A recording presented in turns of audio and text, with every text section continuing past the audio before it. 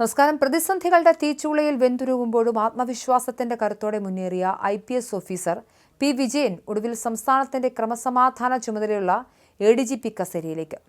തനിക്കെതിരെ ഉയർന്ന വിവാദങ്ങൾക്കും സസ്പെൻഷൻ ഉൾപ്പെടെയുള്ള കടുത്ത അച്ചടക്ക നടപടികൾക്കും അതേ നാണയത്തിൽ മറുപടി നൽകാതെ കഠിനാധ്വാനവും നീതിബോധവും കൊണ്ട് അദ്ദേഹം നടത്തിയ തിരിച്ചുവരവ് കേരള പോലീസിന്റെ ചരിത്രത്തിലെ സുവർണ അധ്യായമായി മാറുകയാണ്.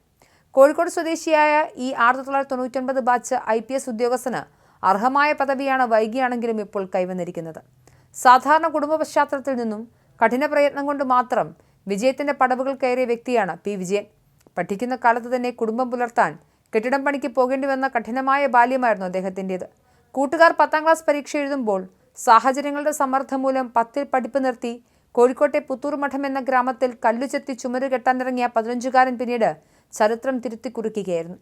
കല്ലും മണ്ണും ചുമന്ന കൈകളിൽ നിശ്ചയദാർഢ്യത്തിന്റെ കരുത്തുണ്ടായിരുന്നു. മനസ്സിന്റെ ആ നന്മയും സത്യസന്ധതയും പിന്നീട് അദ്ദേഹത്തെ രാജ്യത്തെ ഏറ്റവും ഉന്നതമായ സിവിൽ സർവീസിലേക്ക് നയിച്ചു.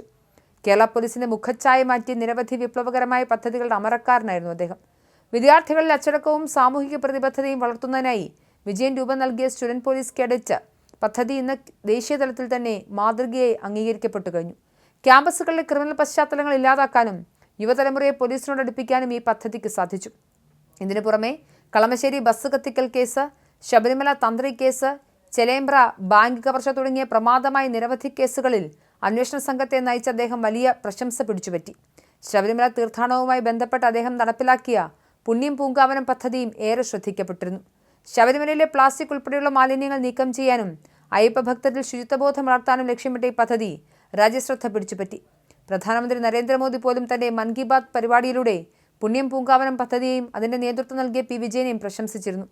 മനസ്സുണ്ടോ വഴിയുണ്ടെന്ന് വിശ്വസിച്ച കാക്കിക്കുള്ളിലെ ഈ നന്മമരം 2015 വലിയ ജനപ്രീതി നേടി സേനയുടെ താരമായി തിളങ്ങി. ഇങ്ങനെ ഔദ്യോഗിക ജീവിതത്തിൽ പ്രശസ്തിയുടെ കൊടുമുടിയിൽ നിൽക്കുമ്പോഴാണ് അദ്ദേഹത്തിന്റെ കരിയറിലെ ഏറ്റവും പ്രധാനപ്പെട്ടതും മോശവുമായ അധ്യായമായി മാറിയ ഏലത്തൂർ തീവണ്ടി തീവെപ്പ് കേസ് വിവാദമുണ്ടാകുന്നത്. ആന്റി ടെററിസ്റ്റ് സ്ക്വാഡിന്റെ ചുമതലയുണ്ടായിരുന്ന വിജയൻ കേസിലെ പ്രതിയെ കേരളത്തിലേക്ക് കൊണ്ടുവരുന്നതുമായി ബന്ധപ്പെട്ട് ഔദ്യോഗിക വിവരങ്ങൾ മാധ്യമങ്ങൾക്ക് ചോർത്ത് നൽകി എന്നതായിരുന്നു ഉയർന്ന ആരോപണം. കല്ലും മണ്ണും ചുമന്ന് കെട്ടിപ്പടുത്ത സത്യസന്ധത കാണാൻ പിണറായി സർക്കാർ തയ്യാറായില്ല.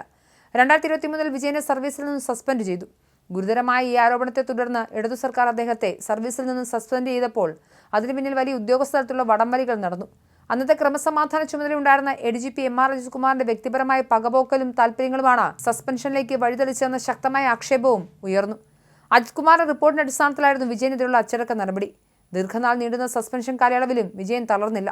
അന്വേഷണങ്ങളോട് പൂർണ്ണമായി സഹകരിച്ച അദ്ദേഹം ഒടുവിൽ ആരോപണങ്ങളിൽ സത്യമില്ലെന്ന് തെളിയിച്ച് സർവീസിലേക്ക് ശക്തമായി തിരിച്ചെത്തി. തുടർന്ന് അതീവ പ്രാധാന്യമുള്ള പോലീസ് ഇന്റലിജൻസ് വിഭാഗത്തിന് തലവനായി നിയമിതനായ അദ്ദേഹം കടുത്ത ജാഗ്രതയോടെയും കരുതലോടെയും പദവി കൈകാര്യം ചെയ്ത് സർക്കാരിന്റെയും പൊതുജനങ്ങളുടെയും വിശ്വാസ്യത വീണ്ടെടുത്തു. വിജയന്റെ ഔദ്യോഗിക ജീവിതത്തിലെ ഈ പോരാട്ടങ്ങൾക്ക് കരുത്തായി ഒപ്പമുണ്ടായിരുന്നത് സിവിൽ സർവീസ് ഉദ്യോഗസ്ഥ കൂടിയായ ഭാര്യയാണ്. പ്രമുഖ IAS ഉദ്യോഗസ്ഥയായ ഡോക്ടർ B ബീന ഭർത്താവിന്റെ പ്രതിസന്ധി ഘട്ടങ്ങളെല്ലാം ശക്തമായ പിന്തുണയായി കൂടെ നിന്നു. തനിക്കെതിരെ കരുക്കൾ നീക്കുകയും തന്നെ സസ്പെൻഡ് ചെയ്യാൻ കാരണക്കാരാവുകയും ചെയ്ത അജിത് കുമാർ ഇരുന്ന അതേ ക്രമസമാധാന ചുമതലയുള്ള ADGP കസേരയിലേക്ക് പി വിജയൻ ഇപ്പോൾ നിയമിതനാകുന്നത് അതൊരു കാലത്തിന്റെ കാവ്യനീതിയാണ്. രാഷ്ട്രീയ ഉദ്യോഗസ്ഥ തലങ്ങളിലെ വടംവലികൾക്കും പകപോക്കലുകൾക്കും ഒടുവിൽ യോഗ്യതയും നീതിയും ജയിക്കുന്നു എന്നതിന്റെ തെളിവ് കൂടിയാണിത്.